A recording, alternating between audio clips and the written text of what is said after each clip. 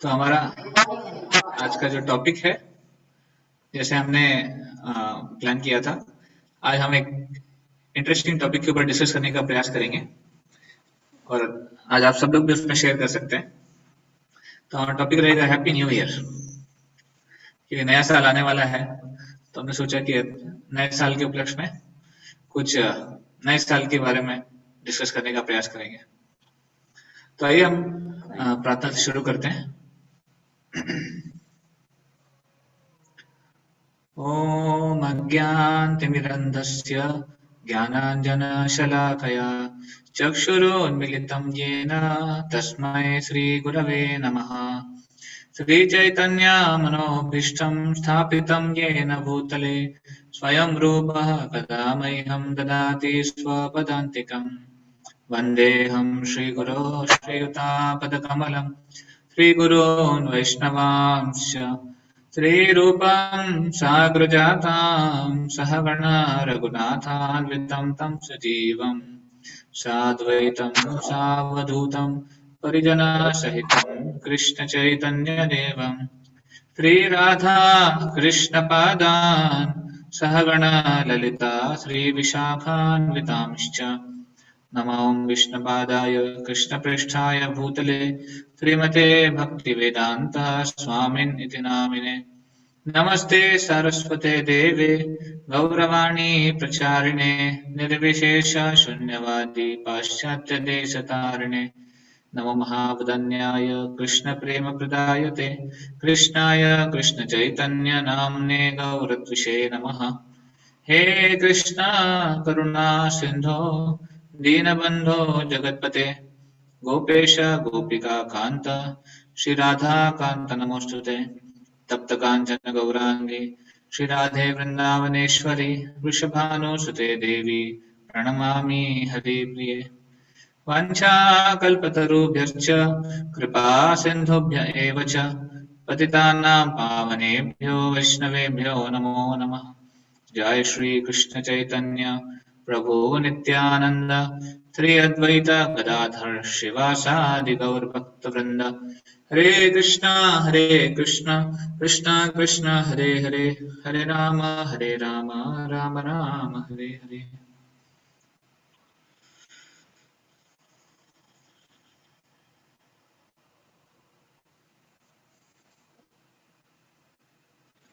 Hare Krishna.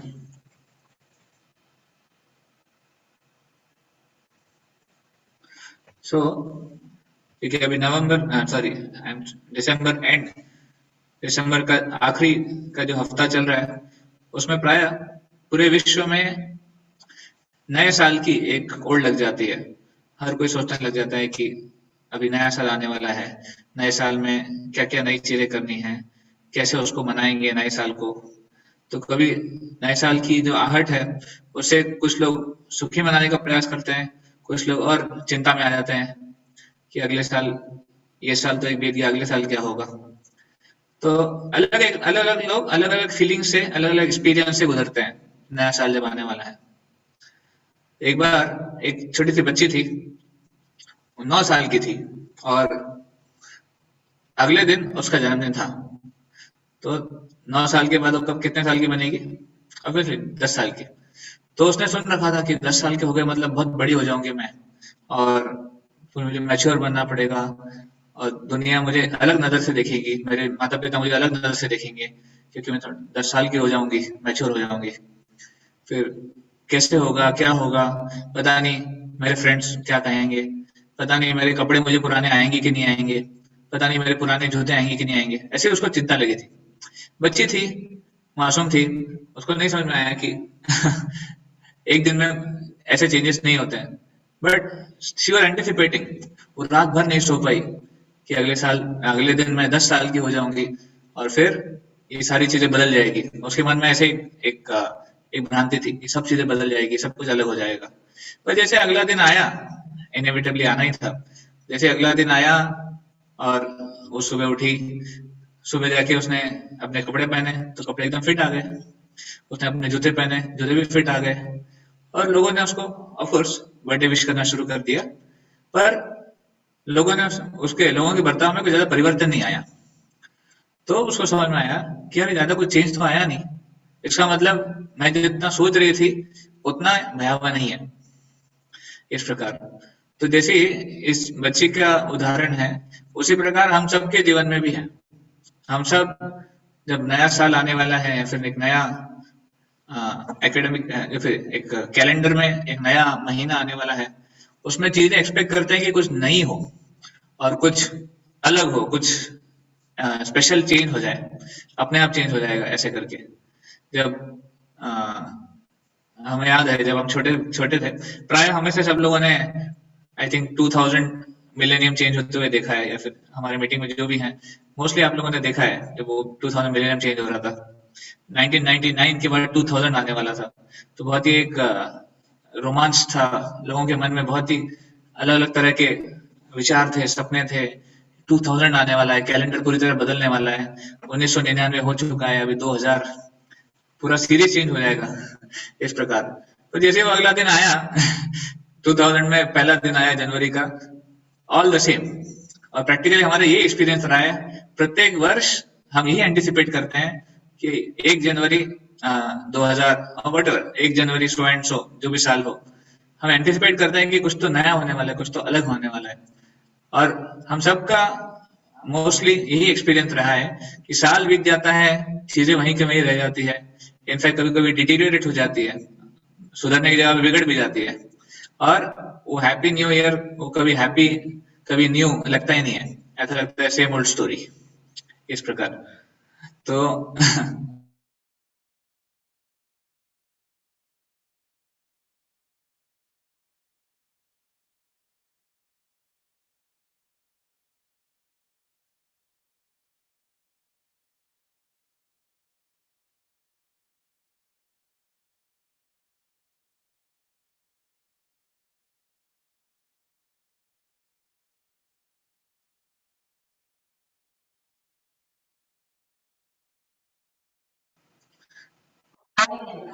when the earth completes one revolution again this around the sun, that is considered as 365 days, 365 दिन, एक साल माना जाता है। Lunar lunar calendar, solar calendar, हर calendar में प्राय ये 365 डेज ही माना जाता है, उसको बोलते हैं एक साल। तो अगर हम सोच कर देखें कि साल मतलब क्या है, पृथ्वी का उस ऑर्बिट में घूमना, सूर्य के अराउंड, सूर्य के इर्द गिर्द, तो उसको साल बोलते हैं। अब जब कोई एक सर्कुलर ऑर्बिट में, एक सर्कुलर एक गोलाकार में कोई अगर घूम रहा है, तो गोल में कभी कोई शुरुआत और कभी कोई अंत नहीं होता है। गोल में आप नहीं कह सकते कि ये गोल यहाँ से शुरू होता है और ये गोल यहाँ पे अंत होता है। गोल गोल है तो हमेशा वो चक्कर काट रहा है। तो उसी तरह सूर्य, हमारी पृथ्वी भी सूर्य के इर्द गिर्द चक्कर काट रही है।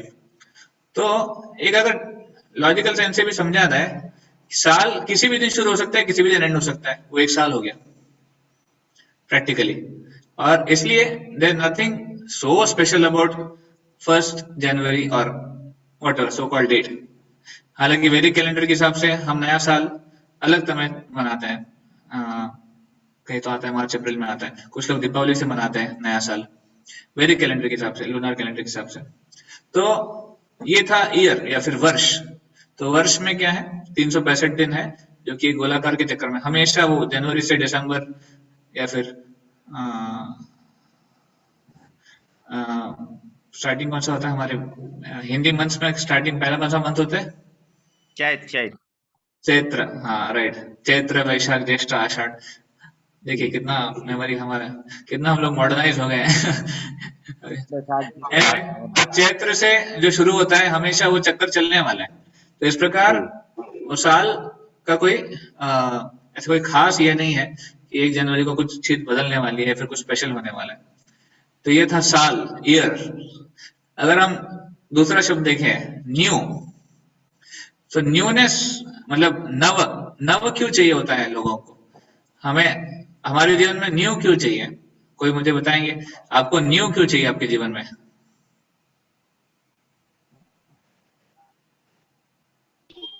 नहीं पता प्रभु जी। प्रभु जी, हम लोग को लगता है कि कुछ न्यू होगा तो कुछ इंटरेस्टिंग होगा, इसलिए हम सोचते हैं कि हमें न्यू मतलब मिलेगा, चीजें चेंज होंगी, ये लगता है हमें। Right, thank you. तो माता जी कह रही है कि न्यू में क्या होगा, कुछ तो इंटरेस्टिंग होगा और कुछ तो चेंज हो जाएगा, तो इसलिए हमको न्यू चाहिए। और कोई,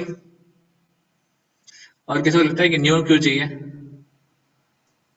प्रभु जी दंडवत प्रणाम। ऐसा एक एटमॉस्फेयर है कि जो न्यू न्यू मतलब एक न्यू का एक अट्रैक्शन, लाइक जैसे न्यू कपड़े, न्यू शूज, तो न्यू का एक अट्रैक्शन भी है।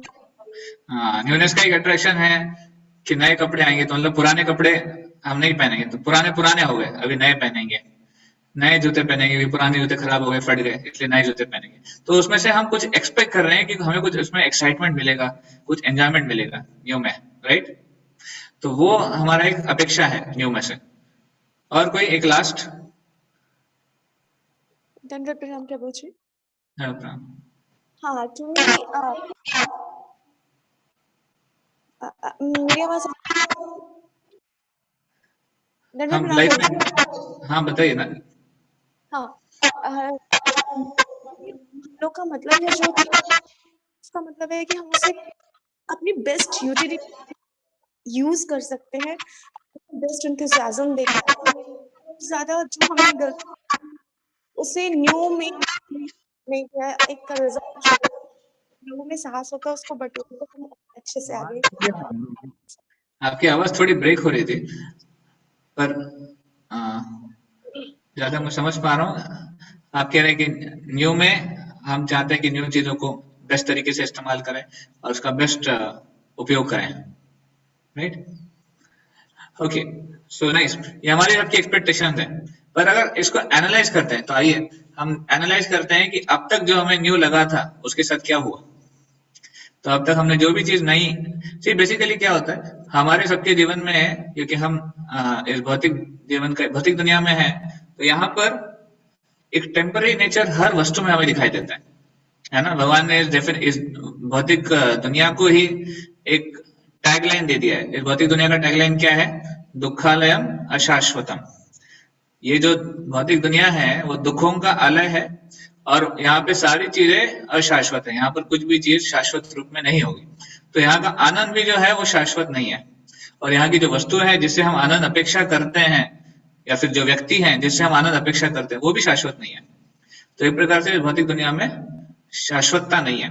तो क्योंकि हमें एक शाश्वत सुख की अपेक्षा है, हम सब लोग जीवात्मा हैं। देखिए भगवद गीता में भगवान बोलते हैं ममई मांशो जीव लोके। आप सब कौन है? आप सब मेरे अंश हैं। ममई मांशो जीव लोके, जीव भूत सनातन। और आप कौन है? आप सब सनातन हैं, आप सब इटर्नल हैं। तो क्योंकि हम सब शाश्वत हैं, आत्मा की कभी मृत्यु नहीं होती है, तो इसलिए आत्मा जो सुख अनुभव करना चाहता है वो भी शाश्वत रूप में अनुभव करना चाहता है। आत्मा जो समाधान अनुभव करना चाहता है वो भी शाश्वत रूप में। आत्मा जो संबंध अनुभव करना चाहते हैं वो भी शाश्वत रूप में।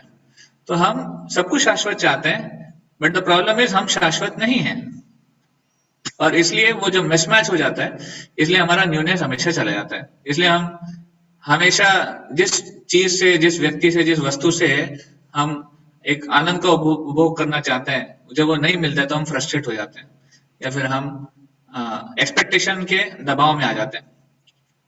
तो इसलिए न्यूनेस क्यों चाहिए हमको?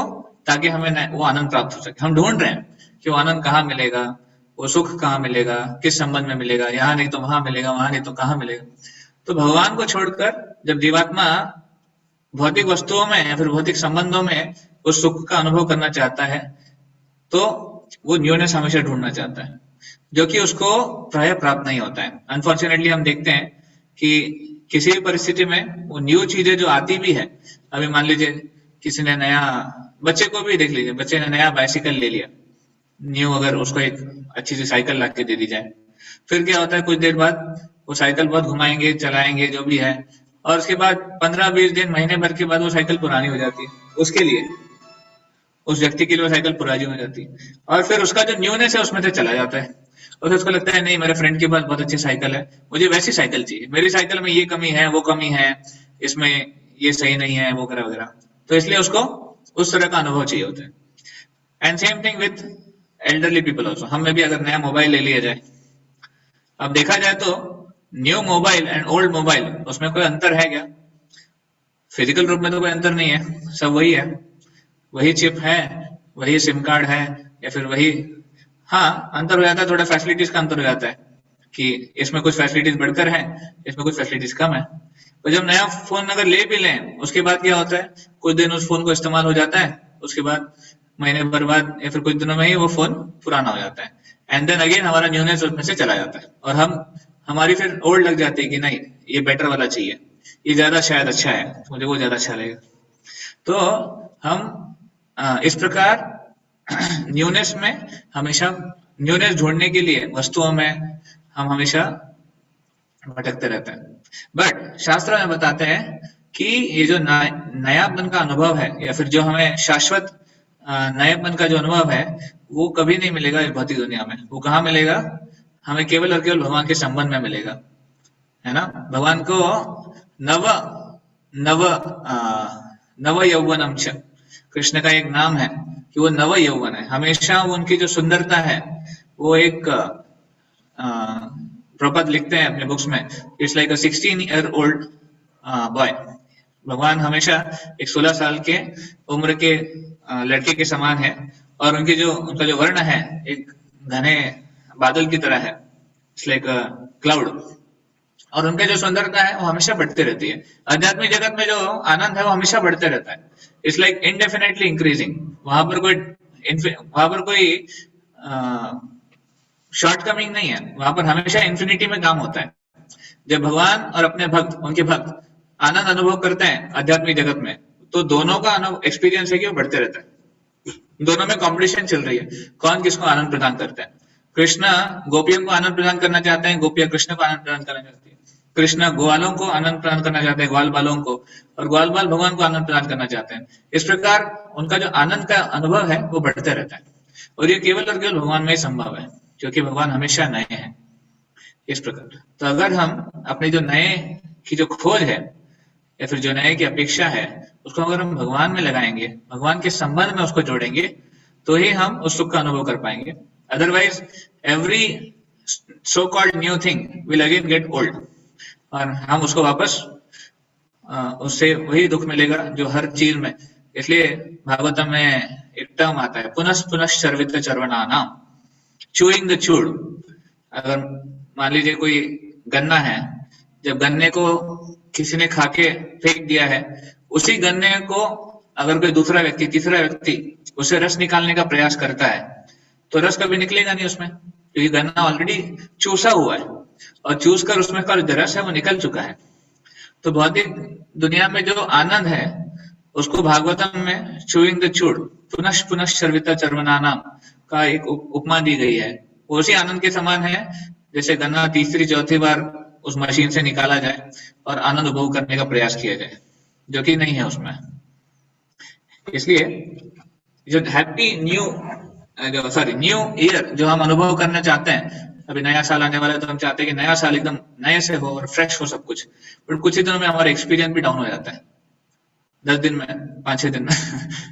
हमने से प्राय सब लोग, I don't know how many of you, आप में से कितने लोग करते हैं, पर मैं देखा बहुत सारे लोग हैं जो न्यू ईयर रिजोल्यूशंस लिखते हैं कि हम नए साल में ये करेंगे, हम नए साल में वो करेंगे, पहले तारीख से हम लोग ऐसा करेंगे वैसा करेंगे। आप में से कोई है जो न्यू ईयर रिजोल्यूशन लिखते हैं?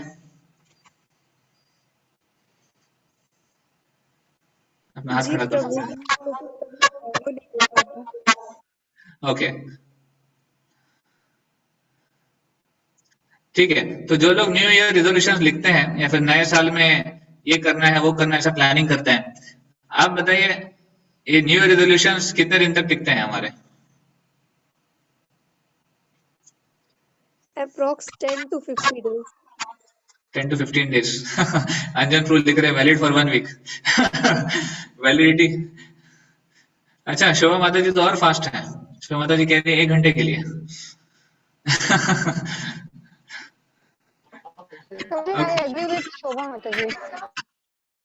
ओके,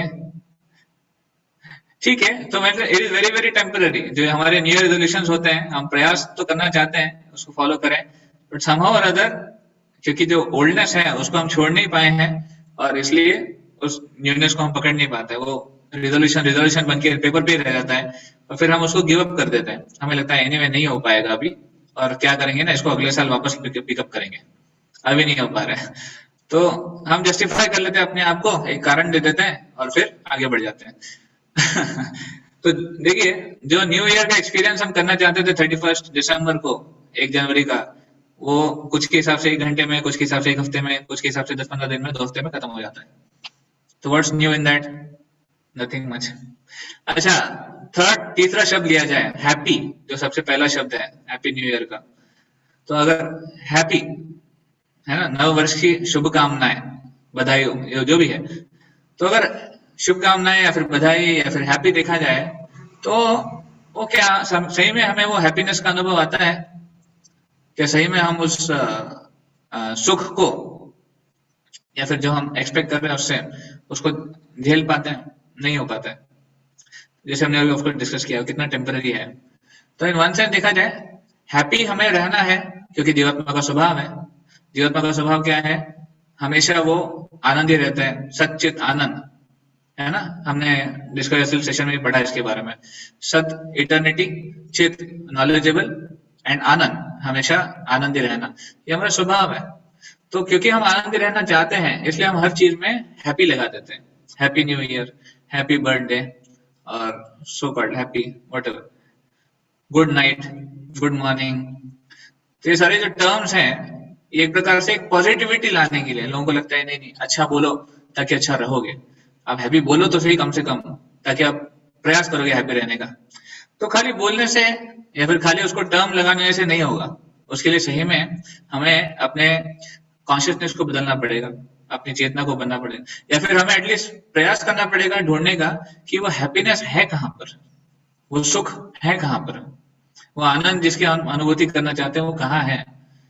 तो जिस प्रकार भगवान बताते हैं कि केवल भगवान के संबंध में अगर जीवात्मा सुख का अनुभव करना चाहता है तो सुखी रह पाता है, अदरवाइज वो सुखी नहीं रह पाता है। तो ये उतना ही वैलिड है नए साल के लिए भी, उतना ही वैलिड है पुराने साल के लिए भी, उतना ही वैलिड है प्रत्येक दिन के लिए। और जो उस चेतना में रहता है, भगवत चेतना में, या फिर भगवान के संबंध में अपना जीवन व्यतीत करने का प्रयास कर रहे हैं, उनके लिए हर एक दिन नया दिन, हर एक दिन नया साल के समान है। Every day is a new day for him, and every day is like a new year for him. Ultimately, year is made up of days. तो अगर हम साल की बात कर रहे हैं तो क्यों ना दिन पे आ जाए, क्योंकि न्यू ईयर आएगा न्यू डे से।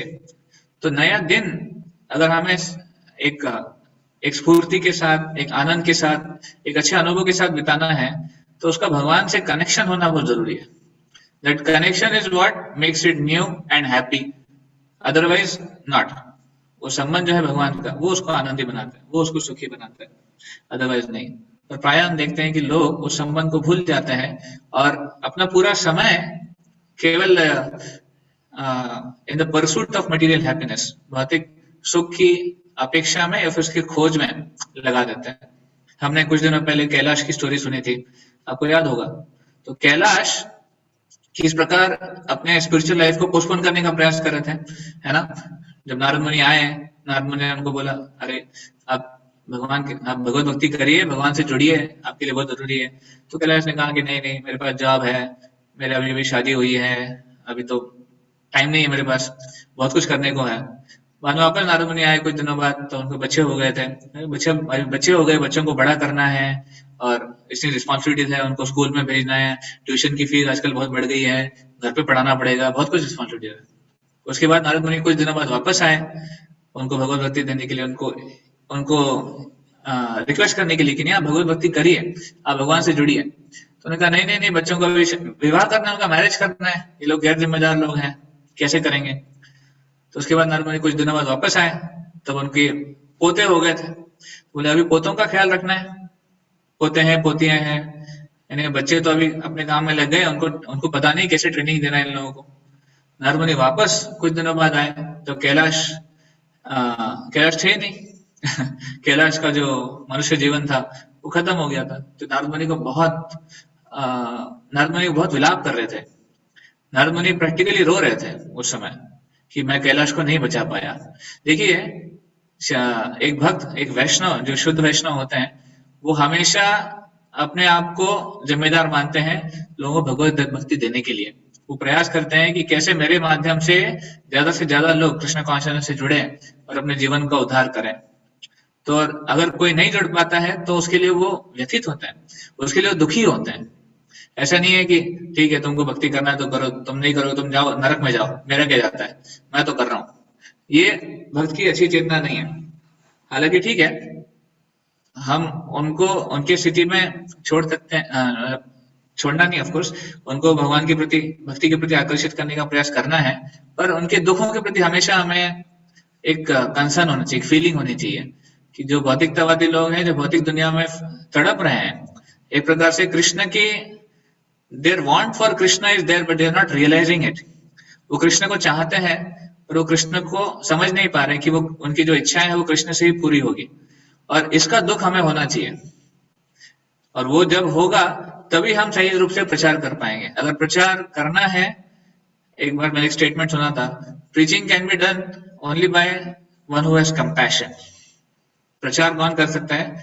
जिसके हृदय में वो करुणा है, वो कंपैशन है भौतिक जीवात्माओं के प्रति, जो बद्ध जीवात्मा है उनके प्रति, कि वो कृष्ण के बिना वो तड़प रहे हैं जीवन में, वो सुखी नहीं है। ये कंपैशन हमें होना चाहिए ऐसे। तो एनीवे, मैं कह रहा था कि नारद मुनि वहां पर विलाप कर रहे थे कि मैं कैलाश को नहीं बचा पाया, और वहां पे देखा तो कैलाश एक कुत्ते के शरीर में थे। नारद मुनि कहा फिर भी अभी मैं तुमको चांस देता हूँ, कुत्ते के शरीर में भी आप आ जाओ, आप चलो मेरे साथ भगवत धाम। तो कैलाश ने कहा नहीं नहीं नहीं नहीं, मैं तो अभी यहाँ पे बहुत कुछ करना है, इन लोगों को प्रॉपर्टी संभालते नहीं आती है, इन लोगों को जमीन संभालते नहीं आती है, कैसे करेंगे लोग, तो थोड़ा सा सेट करके आता हूँ, मैं करूंगा, मैं भक्ति करूंगा, थोड़ा टाइम दीजिए। बाद में कुत्ते का शरीर भी चला जाता है। जब नारद मुनि अगली बार आते हैं वो कुत्ता भी मर जाता है, और फिर देखते हैं कि वो एक सर्प के शरीर में है, और सर्प को बोलते हैं कि ये लास्ट मौका मैं तुमको दे रहा हूँ, चलो भगवत धाम चलो, अभी तो छोड़ो सब कुछ। पर वो सर्प कहता है कि नहीं नहीं नहीं, अभी बहुत रक्षा करनी है, ये लोग सही से कर नहीं पा रहे हैं। एनीवे, तो फाइनली नारद मुनि उनका उद्धार करने के लिए दूसरा तरीका अपनाते हैं। नारद मुनि उनके बच्चे को जाके बोलते हैं कि देखो तुम्हारे यहाँ पे सर्प है जो कि बहुत विषैला है, बहुत पॉइजनस है, तो तुमको ही मार डालेगा, बेटर आप लोग सर्प को खत्म कर दो। और जब फिर उनके बच्चे और पोते ही डंडे लेके आते हैं और उसको मारने लग जाते हैं सर्प को, तो इस प्रकार फिर कैलाश चिल्लाता है नारद मुनि बचाओ, अब मैं तैयार हूं, मैं आ सकता हूं अभी क्योंकि मैंने देख लिया मेरे ही अपने अपने नहीं रह गए अभी। इस प्रकार नारद मुनि उनकी रक्षा करते हैं। तो कहने का मतलब ये जो स्टोरी है कैलाश की, ये हमें बहुत इंपॉर्टेंट लेसन देती है कि किस प्रकार हमें समय का वैल्यू करना चाहिए, और समय को कृष्ण सेवा में लगाएंगे, भगवान की सेवा में, या फिर भगवान की चेतना को जागृत करने के लिए वो समय का सही उपयोग है। तो इसलिए हमें कृष्णा कॉन्शियसनेस को या फिर कृष्ण भक्ति को, कृष्ण भावना भावित होने के लिए वेट नहीं करना चाहिए। उसके लिए ऐसा नहीं सोचना चाहिए कि बाद में करेंगे, हो जाएगा, देख लेंगे, बहुत टाइम पड़ा है, अगले साल हो जाएगा, 4 साल बाद हो जाएगा, ऐसा नहीं करना चाहिए। It is to be done now, it's now or never, अभी है नहीं तो कभी नहीं है, बिकॉज जीवन का कोई भरोसा नहीं है। तो इसलिए जब हम न्यू ईयर की बात करते हैं, उसके हमें समय का इंपॉर्टेंस समझना भी जरूरी है कि नया साल आ रहा है, we should have some reflections. नए वर्ष में पदार्पण करते समय जो बुद्धिमान लोग हैं, जो कृष्ण कॉन्शियस लोग हैं, वो रिफ्लेक्शन करते हैं। रिफ्लेक्शन मतलब क्या?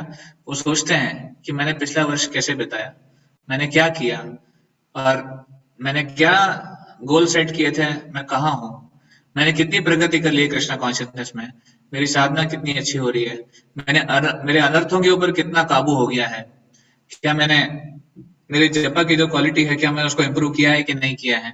तो इस प्रकार वो अपनी कृष्णा कॉन्शियसनेस जो लाइफ है उसको और ग्रो करने का प्रयास करते हैं, कंटेम्पलेट करते हैं। और ये कंटेम्पलेशन बहुत इंपॉर्टेंट है, क्योंकि हमें जिस व्यक्ति को समय का वैल्यू है, जिसको समय की इंपॉर्टेंस है, व्यक्ति हमेशा सोचेगा कि मुझे कम समय में ज्यादा से ज्यादा कैसे ग्रो करना चाहिए अपने स्पिरिचुअल लाइफ में भी, और कैसे उसको और बेहतर बनाना चाहिए। तो इसलिए एक बहुत ही इंपॉर्टेंट तरीका, एक साधक के लिए, एक कृष्ण कॉन्शियस डिवोटी के लिए बहुत इंपॉर्टेंट है कि हमेशा कंटेम्पलेट करें। सो बाहर के लोग तो ऑफ कोर्स न्यू ईयर में बहुत कुछ करते हैं, एज डिवोटीज हम प्रयास कर सकते हैं कि हम उसको कंटेम्पलेशन कर और अपने आने वाले समय को और बेटर और कृष्ण कॉन्शियस कैसे बनाए, इसका प्लानिंग करके बिता सकते हैं। इससे हमारा भला होगा और सही रूप से हम कृष्ण के प्रति, कृष्ण को एक्सेप्टेबल बन जाएंगे। अदरवाइज बाहरी रूप से देखा जाए तो लोग इंटॉक्सिकेशन करते हैं। इनफैक्ट सारी गलत चीजें जो हैं वो न्यू ईयर के पहले इवनिंग पे होती है। अगर हम एक मटेरियलिस्टिक सेंस में देखा जाए, जब भगवत भक्ति से जुड़ने के पहले हम भी इसी प्रकार थे। अगर मैं अपना पास्ट देखूं तो हम भी न्यू ईयर का आइडिया मतलब क्या है, पार्टी करना, होटल में जाके खाना, दोस्तों के साथ ऐश करना और बस दैट्स ऑल। रात को 12 बजे चिल्लाना और फिर 2-3 बजे सो जाना और रात को सुबह लेट उठना वगैरह वगैरह वगैरह। So that's all what happens on a New Year evening, practically everywhere, all over the world, यही सब होता है। तो इंटॉक्सिकेशन बहुत ही नॉर्मल साधन बन गया आजकल, मद्यपान करना या फिर जो भी है इंटॉक्सिकेट करना, किसी चीज को सेलिब्रेट करने का एक साधन बन गया है। पर वैदिक संस्कृति आप देखिए, वैदिक संस्कृति में चीजें बहुत ही अलग ढंग से की जाती थी। किसी भी चीज को वेलकम करने के लिए, उसका स्वागत करने के लिए उसको एक सतोगुण प्रधान होना चाहिए। जब सब व्यक्ति सतोगुण में होगा तो चीजों को अच्छे से उसको ग्रहण कर पाएगा। तो इसलिए हम एक न्यू ईयर का लेक्चर सुन रहे थे, उसमें बता रहे थे कि instead of getting intoxicated in the so called liquor और so called drinks, we should, as devotees, we should also try to get intoxicated in the ecstasy of holy names. भक्तों को भी इंटॉक्सिकेशन करना चाहिए। किसका? हमें हरिनाम का इंटॉक्सिकेशन करना चाहिए, भगवत कथा का इंटॉक्सिकेशन करना चाहिए, भक्तों के संग का इंटॉक्सिकेशन करना चाहिए। और ये इंटॉक्सिकेशन जो है, ये जो मद्यपान जो भी, ये जो इंटॉक्सिकेशन है, ये हमें एक असली आनंद का या फिर एक ऊंचे रस का प्रदान करता है। हायर टेस्ट, प्रभुपाद जी उसको बोलते थे। तो पीपल वांट हायर टेस्ट, इसलिए वो इंटॉक्सिकेट करते हैं। उनको लगता है कि इंटॉक्सिकेशन करेंगे तो हम हायर टेस्ट हमको मिल जाएगी, पर वो हायर टेस्ट हमेशा हायर नहीं होती है, वो नीचे आ जाता है। रात भर के बाद जब वो नशा उतर जाता है वापस नीचे आ जाता है। But Krishna consciousness is such a higher taste, a person can stay high forever. Prabhupada ji ने एक पैम्फलेट छापा था उन दिनों में, जब शुरुआत के दिनों में, कि स्टे हाई फॉर एवर। लोगों को इंटॉक्सिकेशन करने की आदत थी, तो प्रभुपाद ने उनको बोला कि इंटॉक्सिकेशन करके नीचे क्यों आते हो, हमेशा के लिए ऊपर रहो। और उसके लिए क्या करो, हमारे हरिनाम में आओ, हमारे कीर्तन में आओ, कीर्तन में आके जुड़ो, हमेशा के लिए ऊपर रहोगे, नीचे नहीं आना पड़ेगा वापस। तो प्रभुपाद जी भी हमें इस हायर टेस्ट का उदाहरण दिया। तो जो भक्त लोग भगवान के नाम में, भगवान के चिंतन में इंटॉक्सिकेट हो जाते हैं, पूरी तरह इंग्रॉस हो जाते हैं, उनके लिए भगवान अपने आप को प्रकट कर देते हैं। भगवान कहते हैं गीता में, अनन्यास चिंतयन्तो माम ये जना पर्युपासते तेषां नित्याभियुक्तानां योगक्षेमं वहाम्यहम्। भगवान गीता में प्रॉमिस करते हैं कि जो मेरा चिंतन करता है, अनन्यास चिंतयन्तो माम, जो व्यक्ति इस प्रकार मुझे समर्पित है, उसके लिए मैं कुछ भी कर सकता हूँ। भगवान प्रॉमिस कर, योगक्षेमं वहाम्यहम्। हालांकि ये दूसरे लोग इस टर्म को यूज करते हैं, आजकल LIC वाले यूज करते हैं इसको ना, योगक्षेमं वहाम्यहम्। पर ये असली रूप में अगर ये टर्म कहीं एप्लीकेबल है तो भगवान के लिए ही है, क्योंकि सो कॉल्ड LIC वगैरह क्या दे सकते हैं हमको। पर भगवान हमें कहते हैं कि I carry what you have and I preserve what you have and I carry what you lack. आपके पास जो है मैं उसकी रक्षा करता हूँ, और उसके पास जो नहीं है मैं उसको प्रोवाइड करता हूँ। तो जब भगवान इस प्रकार का प्रॉमिस हमें कर रहे हैं कि सारी जो आपकी अपूर्णता है वो पूर्ण हो जाएंगी, और आप मेरे ऊपर समर्पित रहिए, तो हमें किस चीज का टेंशन है, हमें किस चीज की कमी है। कृष्ण क्या नहीं कर सकते। देखिए ब्रह्म संहिता में भगवान का वर्णन आता है, लक्ष्मी सहस्त्र संभ्रम सेव्यमानम गोविंदम आदि पुरुषम तमहम भजामि। तो हजारों लक्ष्मियों के स्वामी हैं गोविंद, जो उनकी सेवा में लक्ष्मियां हमेशा रत होती हैं, और वो प्रयास करती हैं किस प्रकार उनको प्रसन्न किया जाए और उनका एक कटाक्ष हमको मिले, कृपा कटाक्ष हमको प्राप्त हो। ऐसी लक्ष्मियां जो कि ऑफ कोर्स आज भौतिक दुनिया में हम देखते हैं हर कोई लक्ष्मी के पीछे है, हर किसी को लक्ष्मी चाहिए, धन। आज के युग में जीने का एकमात्र कारण है धन कमाना। लोग धन कमाते हैं इसलिए काम करने जाते हैं, लोगों को धन चाहिए, इसलिए सारी जो स्कूल है, कॉलेजेस हैं, जो भी चल रहा है सब धन के लिए चल रहा है। और वो धन की जो देवी है लक्ष्मी देवी, वो नारायण की सेवा में रत है। और वही नारायण जो कृष्ण जिसके स्रोत है उस नारायण के, वो कृष्ण गीता में प्रॉमिस कर रहे हैं कि जो मेरे ऊपर चिंतन करेगा, जो मुझे इस प्रकार समर्पित रहेगा, मैं उसको सब कुछ प्रोवाइड करूंगा। योगक्षेमम वहाम्यहम्। तो केवल भौतिक जीवन में ही नहीं, आध्यात्मिक जीवन में भी सब कुछ प्रोवाइड होगा। हमें चिंता करने की जरूरत नहीं है कि किस प्रकार होगा। अगर हम कृष्णा कॉन्शियसनेस से जुड़े हैं, अगर हम कृष्ण भक्ति में या फिर हमारी चेतना को कृष्णाइज करने के लिए तैयार है, तो कृष्ण सब कुछ करेंगे। पर हमें फेथ होना चाहिए, हमें विश्वास होना चाहिए। तो इसलिए हमें प्रयास करना चाहिए कि आने वाले जो साल है उसमें हम भी जितना हो सके उतना कृष्ण कॉन्शियस और बने। प्रयास करें कि हमारी जो सेवा है भगवान के प्रति वो और बढ़े, हमारी जो चिंतन है भगवान में वो और बढ़े, हमारी जो साधना भक्ति है उसमें और गहराई हो। Both quantitatively and qualitatively both we should increase, है ना। उसकी संख्या भी बढ़नी चाहिए और उसकी क्वालिटी भी बढ़नी चाहिए। जैसे मान लीजिए हम लोग जप कर रहे हैं, तो आप में से कई लोग हैं जो 16 माला जप करते हैं, तो ठीक है, क्वांटिटी वाइज हम लोग 16 माला जप कर रहे हैं, पर क्या हमारी क्वालिटी उस लायक है कि हम भगवान को प्रसन्न कर सकें? अगर है तो वेरी गुड, हम उसको और इम्प्रूव कर सकते हैं। नहीं है तो उसको बेटर करने का प्रयास करना चाहिए, ताकि हम एक अच्छी ऑफरिंग दे सके भगवान को, एक अच्छा उनके आनंद के लिए हम अपने आप को तैयार कर सकें। अल्टीमेटली जीवात्मा का आनंद भगवान को भोग करने में ही है, भगवान के द्वारा भोग होने में ही है। आई एम सॉरी, हम भगवान को भोग नहीं कर सकते, भगवान अगर हमारा भोग करते हैं तो वो असली आनंद है जीवात्मा के लिए, क्योंकि हम सब प्रकृति हैं और भगवान एकमात्र पुरुष है। एकले ईश्वर कृष्ण आर संप्रति, भगवान ही पुरुष है, बाकी सारी जीवात्माएं प्रकृति हैं।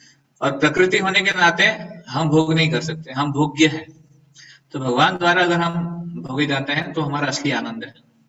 और इसके लिए कृष्ण कब आएंगे हमारे हृदय में, हम सब वेट कर रहे हैं ना, हम सब पूछते हैं भगवान को, कब आप हमें आए, कब आप हमें दर्शन देंगे, कब आप हमारे हृदय में आएंगे, कब होगा ये?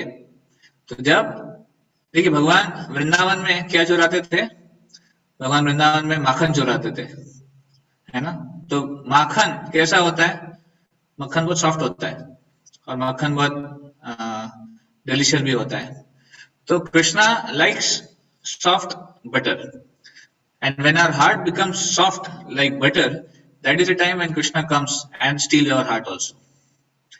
अगर हमारा हृदय, अभी हमारा हृदय पत्थर के समान है, क्यों पत्थर के समान है? हमें भगवान के प्रति कोई ज्यादा भावनाएं नहीं है, हम भगवान के नाम में हमें कोई ज्यादा रस नहीं है, भगवान भगवत भक्ति में हमें कोई ज्यादा टेस्ट नहीं है।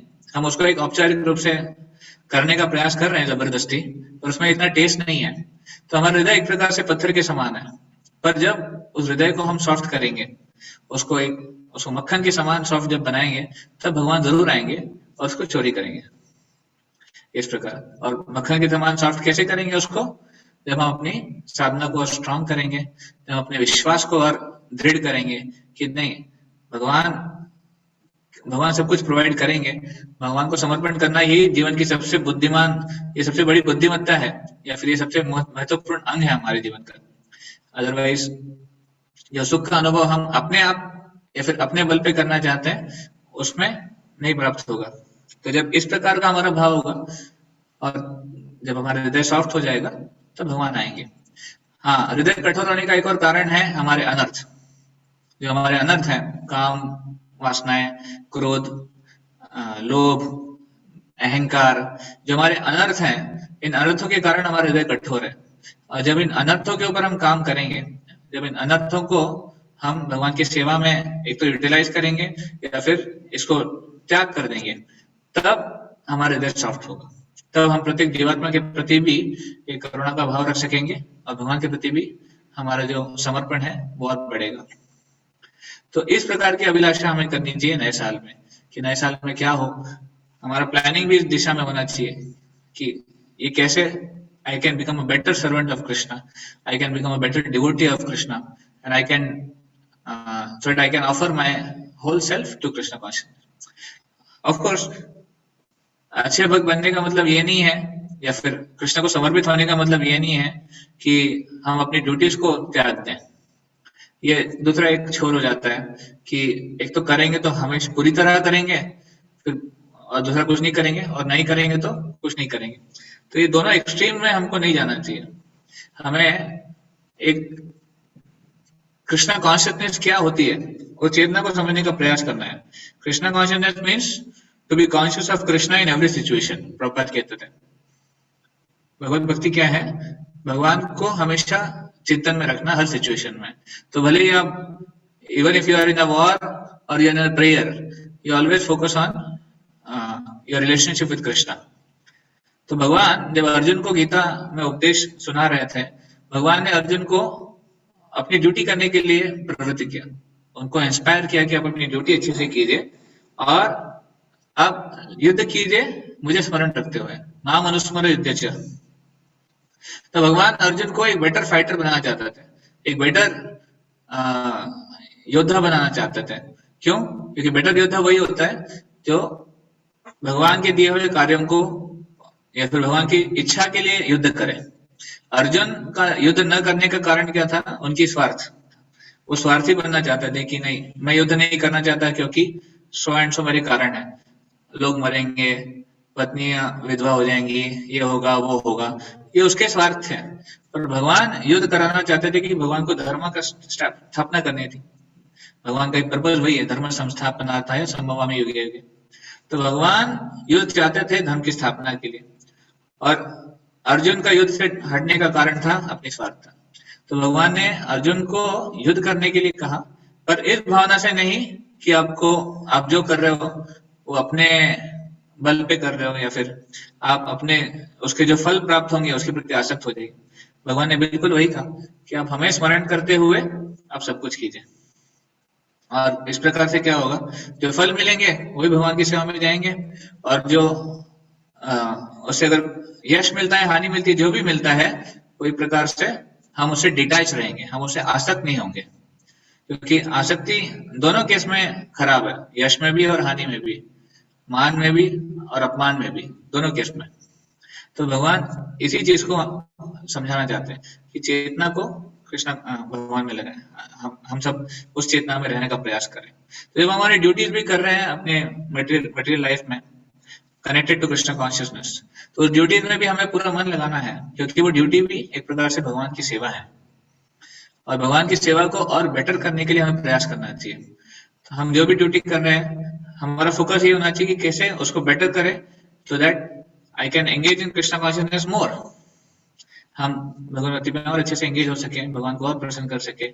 Everything has to be centred around Krishna, and then if this is the consciousness, then you will see, अगर आप ऐसे सिचुएशन में भी हैं जहाँ पे बहुत टर्बुलेंस है, जहाँ पे बहुत डिस्टर्बेंसेस हैं, जहाँ पर जैसे समुद्र में होता है ना, समुद्र में कभी बहुत टर्बुलेंस आ जाता है, तो उस प्रकार जीवन में कोई ऐसे सिचुएशन में भी है जहाँ पर बहुत डिस्टर्बिंग सिचुएशन मोड है, पर अगर कोई कृष्ण कॉन्शियस है तो उसमें भी वो शांत रहेगा, और उसमें भी वो एक स्थित प्रज्ञ, भगवान कहते हैं गीता में, स्थित प्रज्ञ के समान वो सिचुएशन को हैंडल करने का प्रयास करेंगे ऐसे। तो ये हमारा एक प्रेयर या फिर एक मेडिटेशन होना चाहिए कि नव वर्ष में, आने वाले नए साल में, सो कॉल्ड न्यू ईयर, हमारे वैदिक दृष्टिकोण से तो न्यू ईयर नहीं है, बट क्योंकि हम लोग आजकल इतने मॉडर्नाइज्ड हो गए हैं कि आइडेंटिफिकेशन बहुत नेचुरल हो जाता है। हम डेट भी लिखते हैं तो प्रैक्टिकली यही डेट लिखते हैं, सो एंड सो एडी या फिर सो एंड सो जो भी मंथ या फिर डेट हम लिखते हैं ऐसे। तो ये हम आज सीखने का प्रयास करें कि किस प्रकार हमको नए साल को देखना चाहिए, किस प्रकार एक मटेरियलिस्टिक चेतना से हटकर एक कृष्ण कॉन्शियस चेतना क्या होनी चाहिए नए साल को देखने की। हमारे एंजॉयमेंट का भी, सेलिब्रेशन का भी एक अलग स्तर होता है। जैसे हम लोग बाहर में जो सेलिब्रेट करते हैं तो तमोगुणी सेलिब्रेशन हो जाता है वो, जैसे मैंने बताया, इंटॉक्सिकेशन, मीट ईटिंग, गैम्बलिंग वगैरह वगैरह। पर एक जब हम कृष्ण कॉन्शियस या फिर जो साधक हैं वो सेलिब्रेट करते हैं तो एक सतोगुणी सेलिब्रेशन हो जाता है। उसमें हम हर चीज को अब भगवान के से जोड़ते हैं। जैसे किसी का जन्मदिन है, मंदिर आते हैं सुबह सुबह, मंगल आरती में आते हैं, दर्शन आरती में आते हैं, भगवान को भोग लगाते हैं, भगवान के लिए कुछ सेवा करते हैं और भगवान के भक्तों की कुछ सेवा करते हैं। किसी का कोई एनिवर्सरी है, किसी का कुछ इम्पोर्टेंट डे है उसको भगवान से जोड़ते हैं। तो इस तरह हमें हमारा सेलिब्रेशन भी सतोगुणी रखना चाहिए। तो नए साल में प्रयास कर सकते हैं आइए हम मंदिर आए, दर्शन करें, कोई सेवा करें।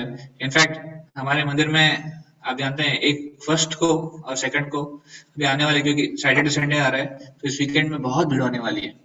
प्रैक्टिकली हमारा ये अनुभव रहा है पिछले दो वर्षों से, 2-3 वर्षों से हम देख रहे हैं कि 1 जनवरी को इतने लोग आते हैं, क्योंकि एज सेम थिंग जैसे मैंने बताया न्यू ईयर रेजोल्यूशंस, तो लोगों को लगता है पहले दिन अगर कुछ काम अच्छा करूंगा तो जीवन भर चलेगा, तो लोग आते हैं मंदिर आते हैं दर्शन करने के लिए। चलो इट्स गुड, एटलीस्ट कुछ तो उनको सत्वगुण प्राप्त होता है। तो बहुत सारी भीड़ होती है और इसलिए बहुत सेवाओं की जरूरत भी होती है। तो हम प्रयास कर सकते हैं कि मंदिर आए, जितना भी टाइम हमारे पास है मंदिर में कुछ सेवा रेंडर करें भगवान के लिए, भक्तों की प्रसन्नता के लिए, और इस प्रकार अपना दिन कृष्ण कॉन्शियस बिताए ऐसे। तो एक मेरे पास एक छोटा सा वीडियो है रिलेटेड टू न्यू ईयर, हम उसको दिखा के एंड करेंगे। उसके बाद ऑफ कोर्स कोई टिप्पणी होगी तो उसको लेंगे।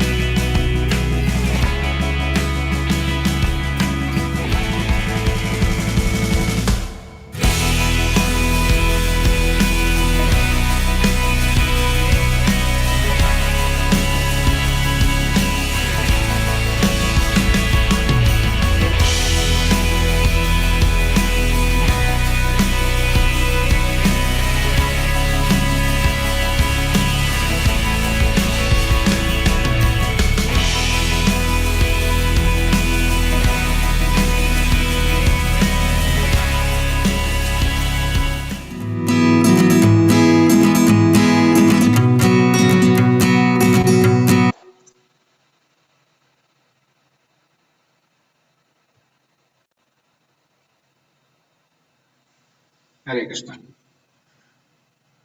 तो बहुत हरे कृष्ण। सेटिंग ढंग से इस वीडियो में दिखाया था क्या क्या करना चाहिए हमको। Okay, so any comments?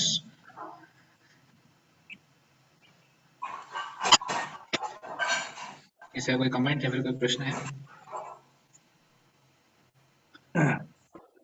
बहुत अच्छा किया प्रभु जी, आपने दिखा करके। अभी तो थिंकिंग हो गया, हमारी तो अलग होती थी। ये सेशन देख करके बहुत बढ़िया किया आपने, बहुत बहुत धन्यवाद प्रभु जी।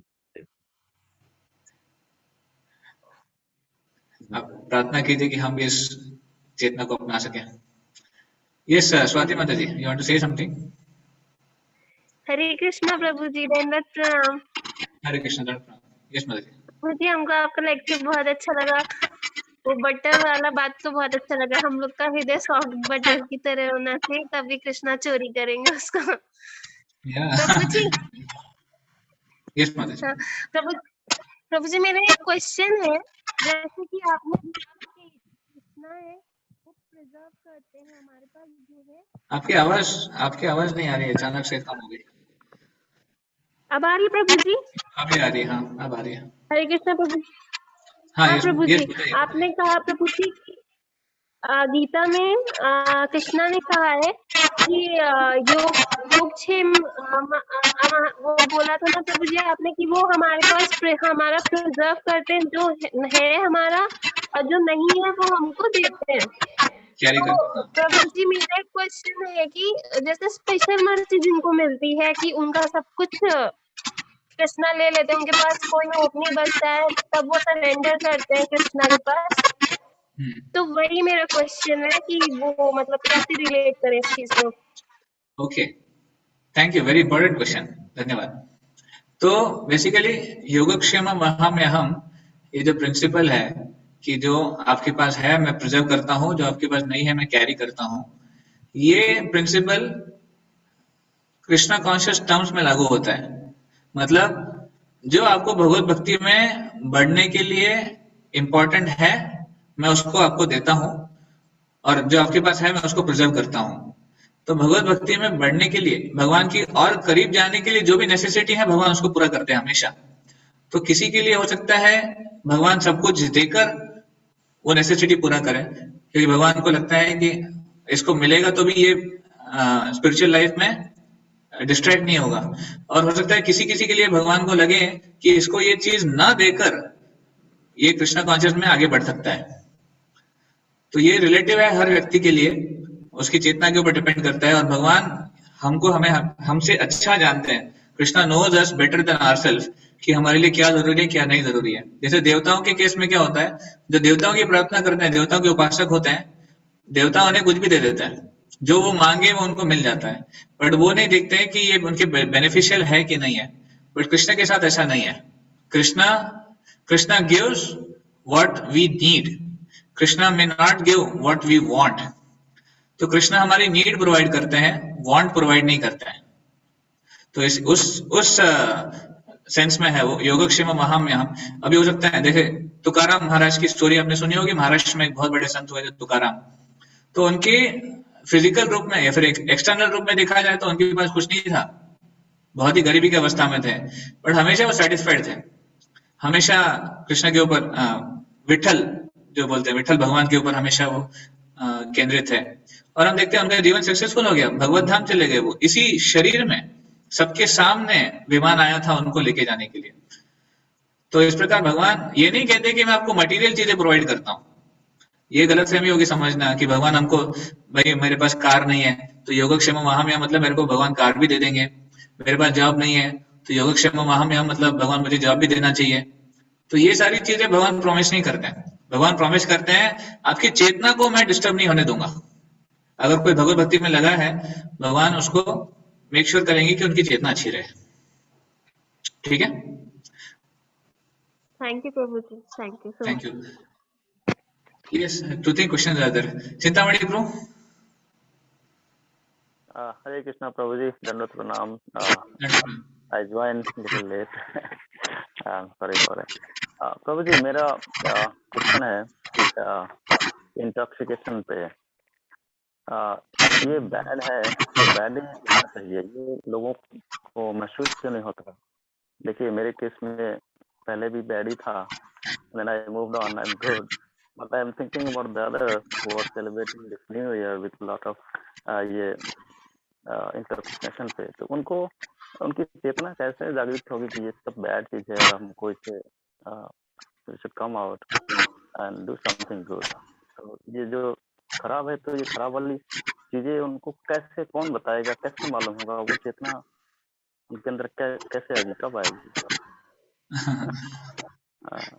तो देखिए, जहां तक आपका सवाल है इंटॉक्सिकेशन बैड है, ये उनको कब समझ में आएगा और ऑफकोर्स उनको कैसे मालूम होगा? तो पहली बात तो कब समझ में आएगा, अगर वो समझना चाहे तो। आज हम श्रील प्रभुपाद जी का लेक्चर सुन रहे थे मंदिर में, आज भागवतम क्लास में प्रभुपाद जी उसमें बोल रहे थे, who can become a devotee? One who desires to become. Who can become a mahajan? One who desires to become.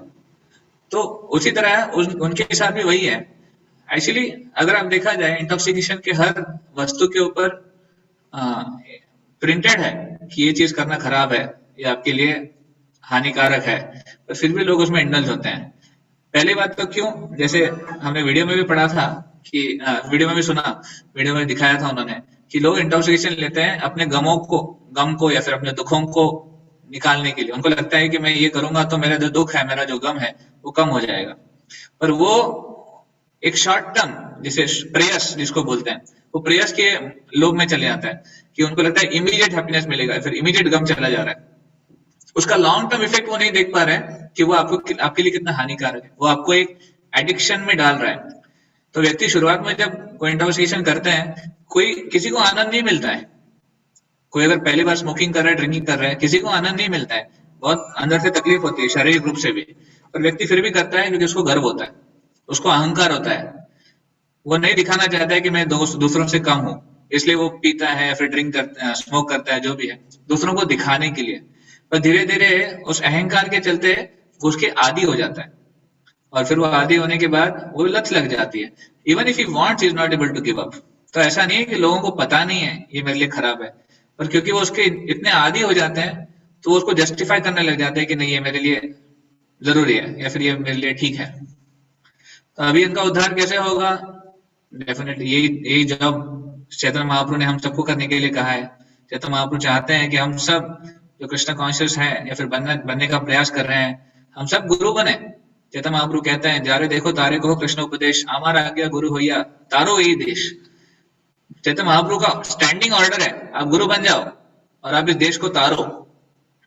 इस देश को मतलब आपके प्रदेश को, जहां भी आप रहते हो। तो बेसिकली हमें जो भी कृष्ण कॉन्शियसनेस पता है, अपने गुरुवर से हमने जो सीखा है, उसको हम रिपीट करने का प्रयास करें, और अलग अलग माध्यम से उनको कृष्ण कॉन्शियस का एक अच्छा एक्सपीरियंस दे सकते हैं। किसी को प्रसाद के माध्यम से, किसी को कीर्तन के माध्यम से, किसी को फिलोसॉफी के माध्यम से, जिसका जैसा इंक्लिनेशन है उस प्रकार हम उनको देने का प्रयास कर सकते हैं। और भगवान से प्रार्थना कर सकते हैं उनके लिए कि आप इनको थोड़ा सद्बुद्धि दीजिए, इनको थोड़ा प्रवृत्त कीजिए। और हो सकता है भगवान की कृपा, भक्तों की कृपा के माध्यम से भगवान उनको कृपा देंगे। भगवान डायरेक्टली कृपा नहीं देते हैं, भक्त अगर कृपा करते हैं तो ऐसे बद्ध जीवात्माओं की कृपा हम लोगों पे ऐसे ही हुआ था ना, हम लोग भी एक प्रकार से बद्ध ही हैं। पर किसी भक्त ने चाहा होगा कि ये व्यक्ति को थोड़ा भक्ति मिल जाए, तो धीरे धीरे हम भी भक्ति से जुड़ने लग गए, हमें माला जप करने लग गए। हालांकि टेस्ट नहीं था, पर हम भी आगे बढ़ने लग गए। तो हम अपने जीवन में भी देखें तो भक्तों का बहुत बड़ा हाथ था।